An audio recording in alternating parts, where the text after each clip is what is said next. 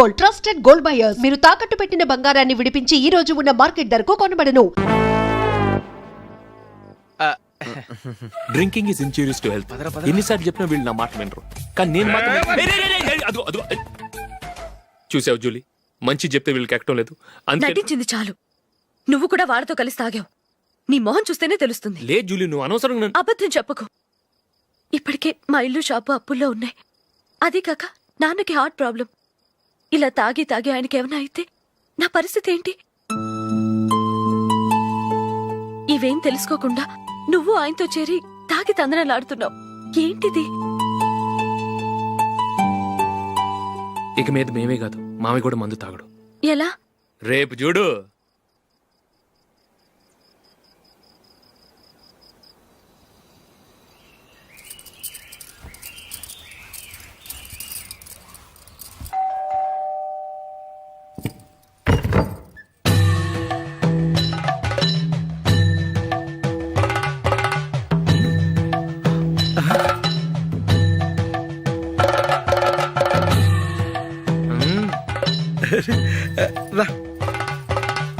ఇదేంటలుడు ఉన్నట్టుండి ఇలా మారిపోయావేంట్రా? తప్పు స్వామిని ఒరే గిరే రారా పోరా అనకూడదు స్వామి. తప్పు తప్పు తప్పే స్వామి. అవును, తమరు సైట్ సీయింగ్ కూడా గుడికెళ్ళరు. అలాంటిది ఏకంగా మాలేసుకుని ఇంత నిష్టగా మాట్లాడుతున్నారు.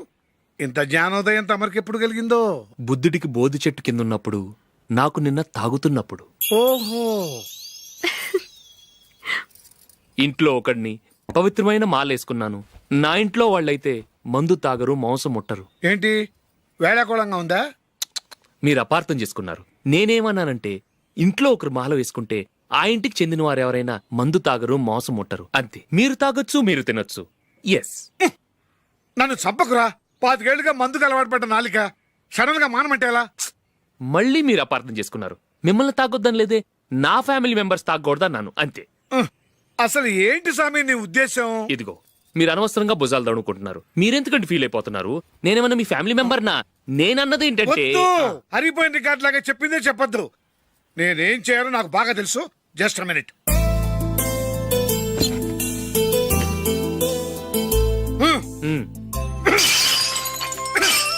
ఇప్పుడు ఓకేనా? స్వామియే శరణమయ్య, అంతా నీ దయ. మావా స్వామియే శరణమయ్యప్ప. చాలా ఏమిటండి, మీ రెండోవాడు శబరిమలే వెళ్ళాడా? ఆహా, పర్వాలేదే. చూడండి బావగారు, మీకు విషయం చెబుతాను, ఏమీ అనుకోరు కదా. మీ వాడు ఎప్పుడు చూసినా పేటరింట్లోనే ఉంటున్నాడు. పొద్దస్తమానం వాడు కూతురు జూలీతో ఎక్కలు పక్కపక్కలు. అదేమిడు బావగారు, వాళ్ళు చిన్నప్పటి నుంచి స్నేహితులు. ఇప్పుడు అలాగే అనిపిస్తుంది. చూస్తూ ఉండండి, ఏదో ఒక రోజు మీ వాడు అమ్మాయితో మీ ముందుకు వచ్చి నిలబడతాడు. ఈవిడే మా ఆవిడ అని మీ నెత్తి మీద ఓ పిడుగులాంటి బాంబేస్తాడు.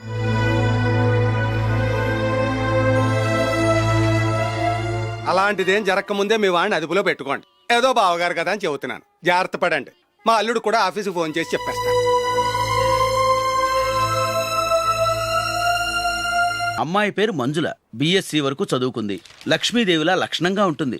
ఇక ఆస్తిపాస్తులంటారా, కోటీశ్వర్లు బిడ్డ, ఒక్కగానొక్క కూతురు. మీకు గనక నచ్చితే ఇదిగో ఈ ఫోటో చూడండి.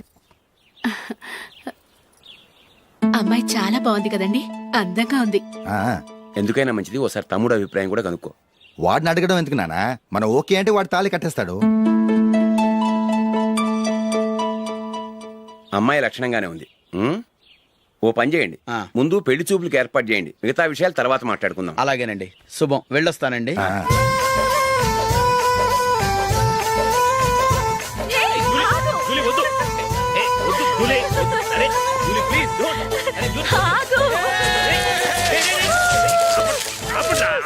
ఆపండ్రా, ఇంకా కన్ఫర్మ్ కాలేదురా. జూలీ, నువ్వు అమ్మాయిని చూసి నచ్చిందంటేనే నేను తాళి కడతాను. నాకు నచ్చలేదంటే? నువ్వు అలా అనవు, నీకు నచ్చుతుంది. చూద్దాం. చూడు రే, అమ్మాయిని చూడటానికి మీరు నాతో వస్తున్నారు. Okay okay okay.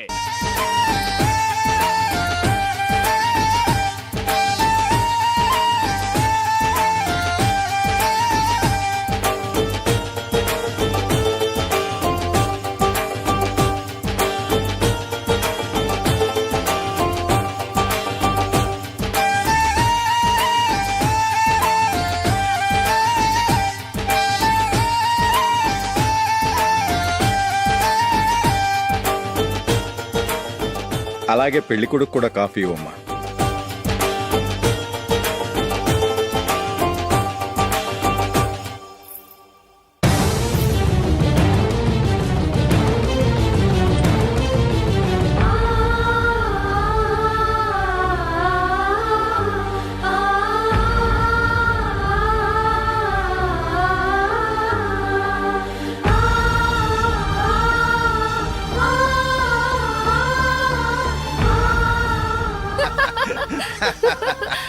భలే చెప్పావు. పెళ్లి కొడుకు అన్నయ్య గారికి కూడా కాఫీ ఇవ్వమ్మా.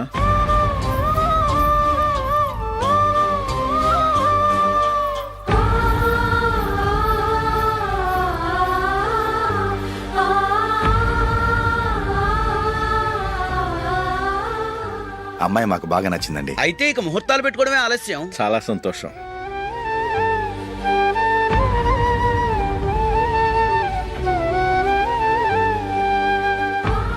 పేరయ్య గారు, పెళ్లి కొడుకు అన్నయ్యకి ఇంకా పెళ్లి కాలేదంటగా? అదో ప్రశ్నటండి. చేతి ఖర్చుల కోసం 5ో 10 ఇప్పటికీ వాళ్ళ అన్నయ్యని యాచిస్తూ ఉంటాడు. అలాంటి వాడికి పిల్లనెవడిస్తాడండి? ఓ, తమ్ముడిని వచ్చే నెలలోనే జాబ్ లో జాయిన్ అవ్వమని ఫారెన్ నుంచి ఆర్డర్స్ వచ్చాయి. మనం ఈ నెలలోనే ముహూర్తం పెట్టుకుంటే పెళ్ళయ్యాక భార్య భర్తలు కలిసి హ్యాపీగా ఫారెన్ వెళ్ళడానికి బాగుంటుంది. అయితే వచ్చే వారమే మంచి ముహూర్తం ఉంది. ఆ రోజే పెళ్లి జరిపించేద్దాం.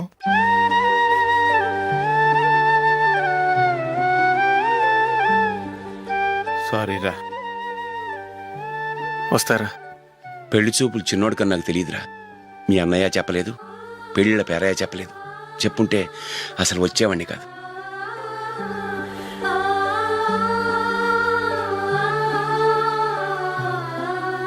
పోతే పోయింది వెధవ సంబంధం.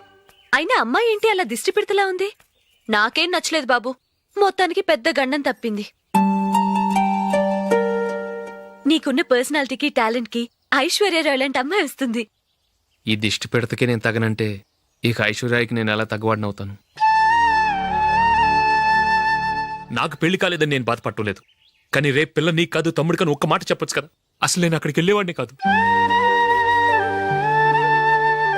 ఇలా అవమానించే కంటే మా రెండో వాడు చచ్చాడని చెప్పి ఈ పెళ్లి చేయొచ్చు కదా.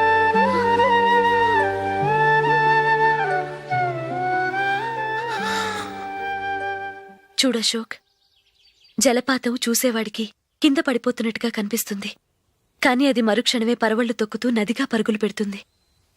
నిన్ను చూసేవాడికి నువ్వు తక్కువగా కనిపించొచ్చు, కాని నువ్వు ఎంత ఎత్తు ఎదుగుతావో నాకు తెలుసు. ఇది నీకు అవమానం కాదు, నువ్వు ఎదగటానికి ఉపయోగపడే అనుభవం.